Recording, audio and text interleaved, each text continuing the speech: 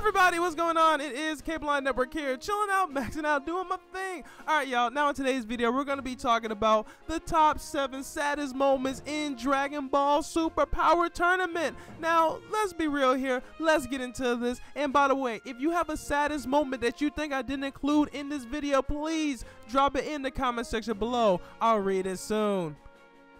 Okay guys, first up is Master Roshi's death. Now this was truly heart-wrenching for all of us DBZ fans. Let's be honest here, Master Roshi has been the embodiment of living forever. We never would have assumed that this man would die, but at the Power Tournament, he actually overexerted himself. When he fought that warrior from Universe 4, he called it the strongest Kamehameha, and it actually used up his life energy. Now, Goku actually managed to save him by doing something with Super Saiyan Blue and restarting his heart. This actually brought an entire relief to the Dragon Ball community because we all love Master Roshi. Master Roshi's been there since Dragon Ball, and the fact to see him go really put us all in a, I'll say, free fall of emotions. Yes, Goku, we were hugging ourselves just as hard as you hugged Master Roshi when we found out he was alive. And yes, we're crying like Krillin as well. You guys know it. Next up we have is Universe 10's Erasing. Now this one hit the entire Dragon Ball community hard because we kind of got a little bit of a bond going with Universe 10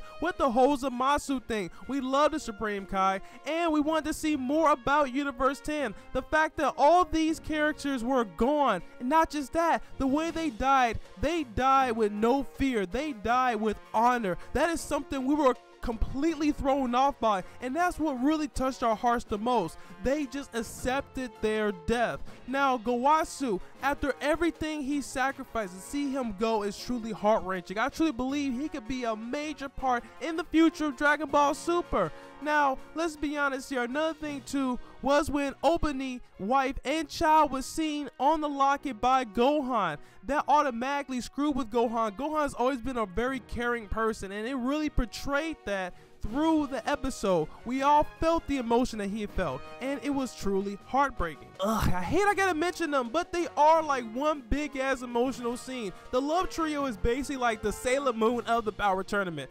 Every single thing is about the power of love, overcoming diversity with love. Their whole meaning for being here is just one big emotional scene. I think that the creators just love seeing emotional scene content like this on YouTube. That's the only reason I could possibly speculate to why those guys, or those females I should say, are actually in here.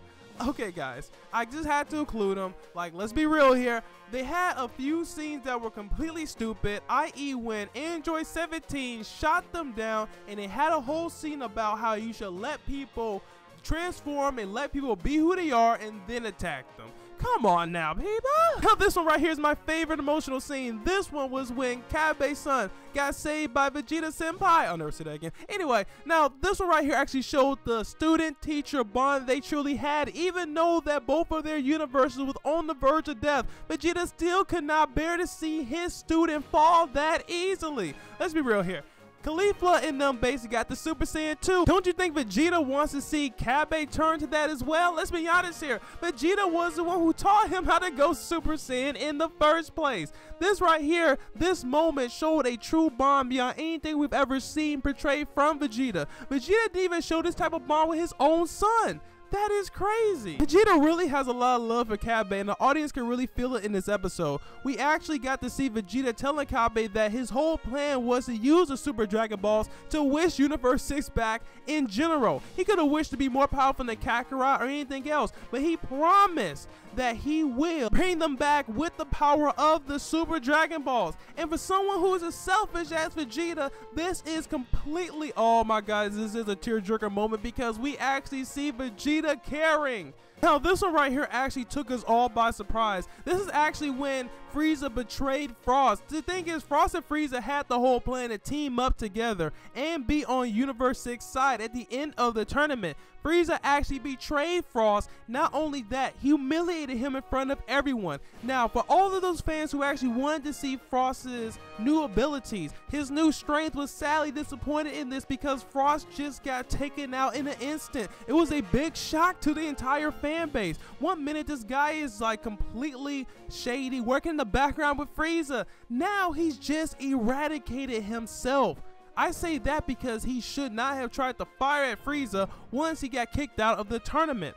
Guys, this was insane on so many levels. You had people all over the planet who were Dragon Ball fans actually tweeting, crying about this because they didn't get to see what Frost was all about. That, and Frost genuinely trusted Frieza, and you really don't see a lot of that from his race. Trustworthiness. And Frieza proved that you don't see it, but Frost actually had that. He had a bond with Frieza, and Frieza completely destroyed it. It was actually something that the audience could feel everywhere. Next up is a similar situation between Goku and Hit. Now, they have a bond of a rivalry, and Team 4-Star actually made fun of how Hit is Goku's new rival now. You see that instead of letting Hit get beaten like that, Goku stepped in, achieving a power level higher than he initially stayed to or planned to use in the power tournament until he fought Jiren. He went Super Saiyan God and Super Saiyan Blue in the whole fighting Dispo. Now, that right there shows the true bond between Universe 6 and 7. If you remember, Universe 6 and 7, they did have a tournament and they did fight, but they were all alive, so they can agree to come back. Hit was already a friend to Goku. You saw when Hit came to kill Goku, it was already a major bond right there. Hit found out that Goku paid him, and he still said, "Is there a time limit for this? I will be back." And he smiled, leaving. They are true friends, and that's why it's going to be so heartbreaking when I actually discuss something about Universe 10 in a new video. I'm not trying to tell you guys about it. I apologize, but you guys will enjoy it. Alright, now let's get back to this. Last but not least, I had to save the biggest emotional scene for last. We're going to be talking about Kale and Caulifla. Let's get into this. Now, let's be real here. Kale has always been an emotional scene. That girl's an emotional wreck. The biggest emotional scene was her trying to transform into this berserker mode. Her trying to, I'll say, like herself. The thing is, Kale hated herself, and when she hated herself, she turned into this berserker mode. Now, her and her sister, whole sisterhood, friendship, that's been the whole basis behind Kale and Caulifla. Now, unlike Universe 2, Kale and Caulifla have a major purpose, so they can go with the emotional scenes. Universe 2 was just made to be an overall emotional impact on the series. That's all Universe 2 was. These girls are something totally different. Yes, they have had a lot of the heavily emotional scenes. Yes, they have. And the audience can truly agree. Now, the whole thing you can see that they're pushing in there is Kale basically coming out to her big form. So, you know, that's a heavy topic nowadays, and I truly believe that's what they're trying to push to the audience, and I think the audience well accepted it. Alright, y'all, thanks again for watching. This has been Cable Line Network here. I do videos like this all the time on this channel. I've actually rebranded the channel, so you're going to be seeing a lot more excellent stuff. Now, this channel focuses on Dragon Ball Super and, of course, other anime videos. Now, I do theory videos as well as videos like this with our community base. So if you guys want to see a video, put it in the comment section below, and I will gladly do it for you. This has been your homeboy, Cable Line Network here. Peace out, and talk to y'all later.